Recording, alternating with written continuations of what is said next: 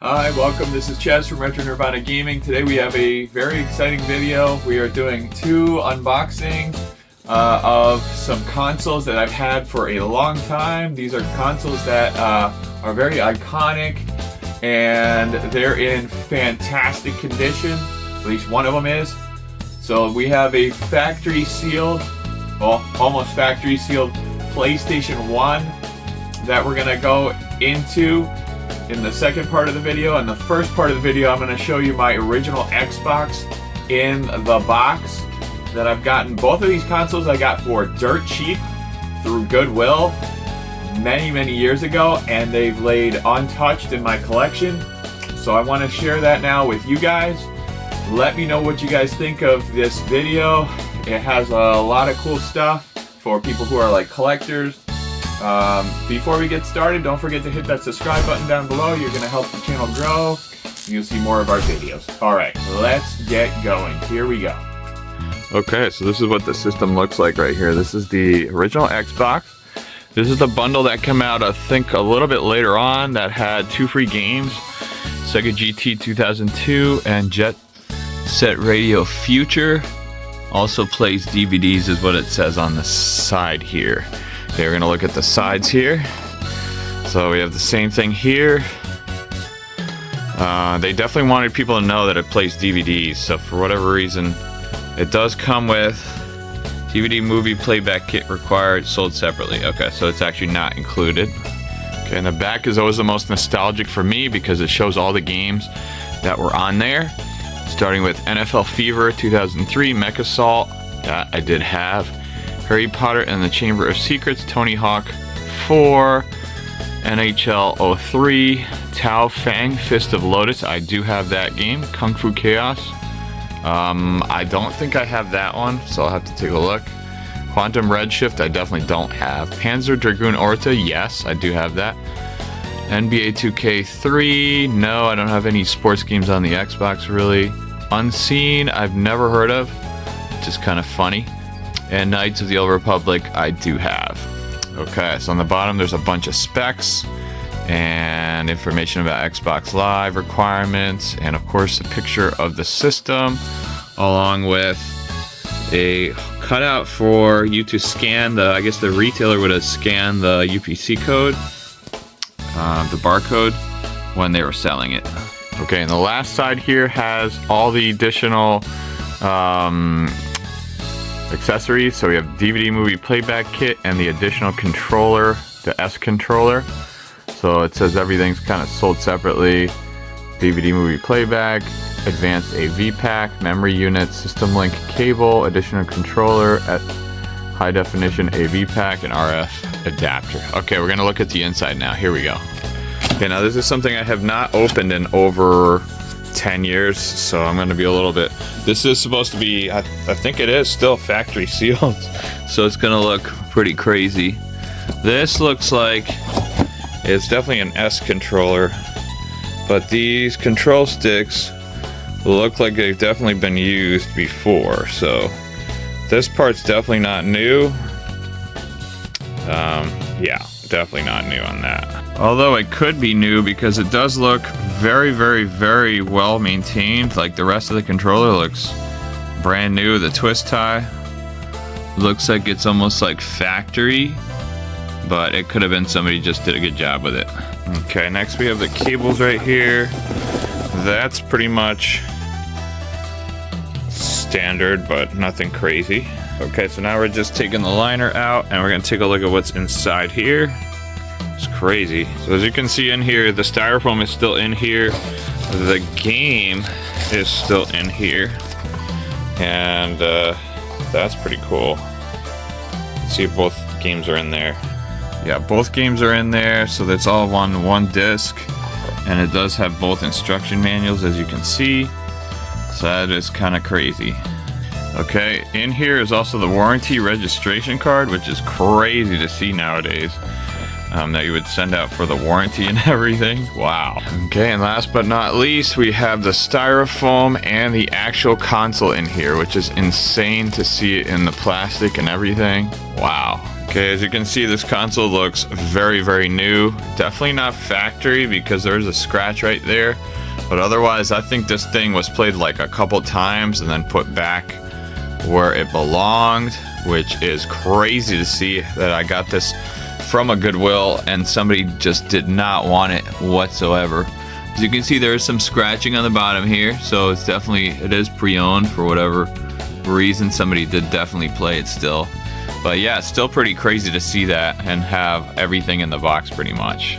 Okay, here it is. This is a PlayStation DualShock that I got from the Goodwill many years ago now. And this thing is as close to factory sealed as you're gonna get. I think the only thing they didn't touch was the control, or they did touch was the controller. Everything else is factory sealed. So you can see the box is in pristine condition, so I took it from Goodwill and basically kept it in this game room for many years, almost a decade now. Here's the back, so we have NBA Shootout, NHL Face-Off, MLB 99, NFL Game Day, NFL Extreme, Gran Turismo, Hot Jets Golf, Tomba, Bloody Roar, Blasto, Einhander, Final Fantasy VII, which was the game I bought the system for, Crash 2, Saga Frontier, Cardinal Sin, Parappa the Rapper, Final Fantasy Tactics, Jet Moto 2, that's a really good one, Vigilante 8, Resident Evil 2, another game that was absolutely one of the most popular games on the PlayStation 1, Mega Man Legends, a game I took many years to track down on the PlayStation, Tekken 3, fantastic game, Tomb Raider 2, and Jersey Devil, I've never played, but I've heard great things about. Okay, on the side here we have all the accessories, controller, analog controller memory card, the mouse, multi-tap, analog joystick, link cable, S-video, AV cable, RFU adapter, and AV adapter. Yeah, so this box, as you can see, is in really nice shape. Comes with a demo disc inside, and as you can see, it's in really great shape. Let's open it up and let's take a look at all this pristine quality stuff. Okay, as you can see, the factory seal is broken on this, so it's not fully factory sealed, but definitely in very nice shape, as you will see in a sec. Has all the baggies still. It's incredible. So you can see we have the controller right here. This is the DualShock 1, baggie included. Okay, next is this factory sealed, all this paperwork. That is really cool to see. As you can see, there's a lot in there. PlayStation 1 paperwork. Yeah, that's cool. Okay, we have the component cable here, still factory sealed. These are the wire right here that has all the, as you can see, very pristine condition. And the console itself is still factory sealed as well. I don't know if anyone played this, but I'm gonna take a look and see what it looks like. Okay, we took it out of the box there, and now let's take a look and see if there's a game in there. What condition is the system in? Let's take a look. And in fact, there's no game in there because, as you can see, it is factory sealed with the tape still, which is incredible to see on something like this. So old yet so nice. Yeah, that's crazy. So let me see. Yeah, this looks great. I mean, you can see the back looks brand new. Super new on there. This is model 5501, it looks like. So I think it's a later model, but I'm not 100% sure on that. Anyway, I thought you guys would really enjoy this. Seeing a factory sealed PlayStation 1, or nearly factory sealed PlayStation 1 in 2025. It's definitely kind of a rare sight, and I'm glad you guys were able to watch this. Okay, I hope you guys enjoyed that look at the original Xbox and the PS1. Right before we end this video, I'm just going to go through just a little nostalgia about those two consoles and some of my favorites. Let me know what are some of your favorites for the PS1 or for the Xbox. And now, just a little background.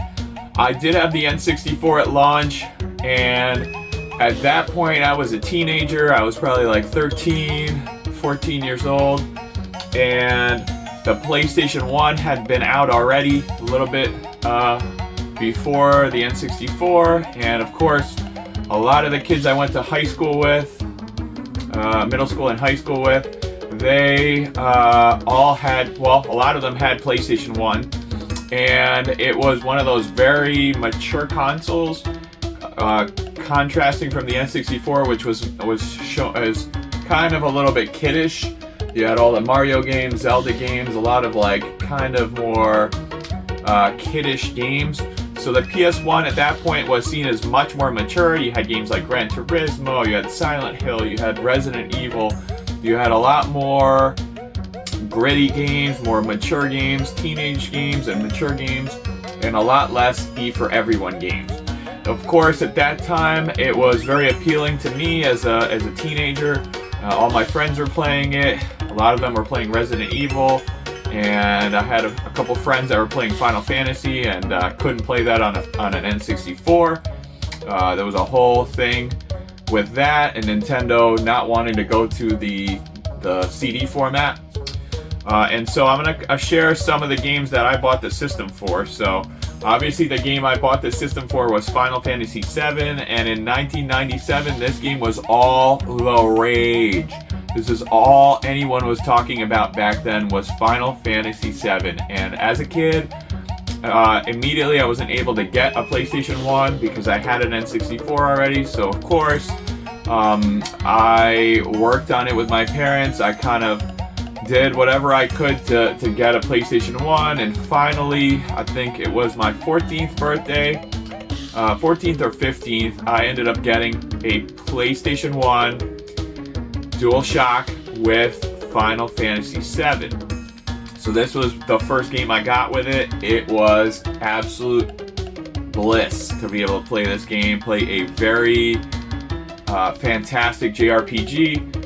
Before this, my only experience with JRPGs was on the Super Nintendo. You know, the N64 had almost nothing in terms of in terms of JRPGs. So of course, super important to me. Other games I've been playing is Breath of Fire 3 is now one of my absolute favorite PlayStation 1 games. Here's another one I absolutely love that's a cult classic, but I think a lot of people don't give it the credit it's due, and that is Mega Man Legends. This is another really great game on the PS1 and always has a place in my heart in terms of the PS1. It is fantastic. And the last one I wanted to share with you guys is Tenchu Stealth Assassins. I love this stealth game. A little bit different than like Metal Gear Solid. And obviously you are a ninja running around on rooftops, and very bloody game. I love it. I think it's fantastic. Okay, so now the Xbox original, now that was more like when I was in college. And so I was probably like, let's see, at that point I was probably a junior in college. And so some of these games really appealed to me back then. And so we have games that I did not get right away. So Conker's Live and Reloaded, this is more of a collector's game. Obviously appeals to the more college kid slash frat boy style game. It's mature. It has, you know, very mature themes and kind of a lot of stuff that's a little silly in there as well. I did not have that one when I was in college. Def Jam Fight for New York, I definitely did have this game though. This game is fantastic and one of my favorite fighting games of all time. It's up there with like Marvel vs. Capcom 2. And this one has a bunch of awesome rappers in there, hip-hop legends. They're all like fighters.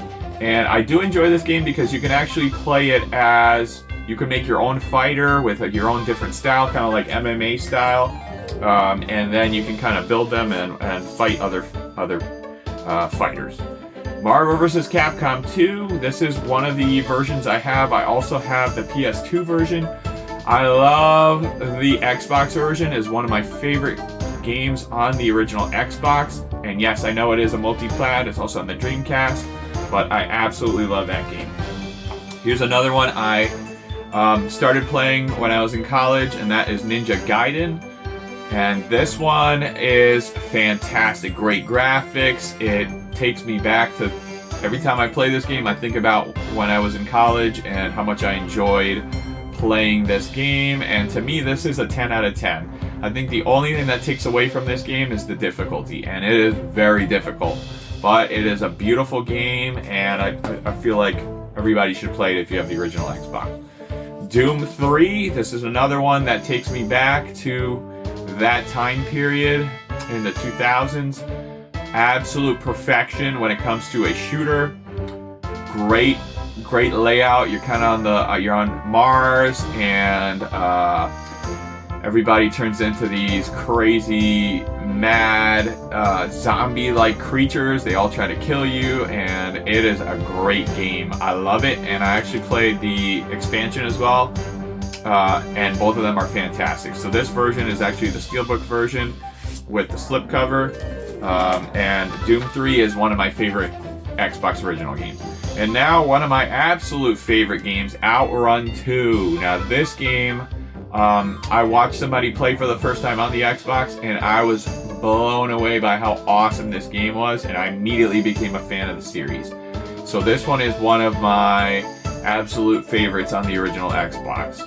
I love the speed, I love the frame rate, I love all the Ferraris. As I am Italian, I do absolutely love Ferraris, so this is the only way I can actually play or really have a Ferrari would be in a video game, obviously. So this is a really fun one, and let me know what you think about the ones I chose. I know there's a lot of great games on the PS1 and also on the original Xbox. Those are just some of my favorites. Obviously, I have hundreds of games for both systems. And leave in the comments which is your favorite game or what you are nostalgic for from back in the day. Thank you so much for watching. Don't forget to hit that subscribe button when you get a chance, and I'll see you guys in the next one. Bye.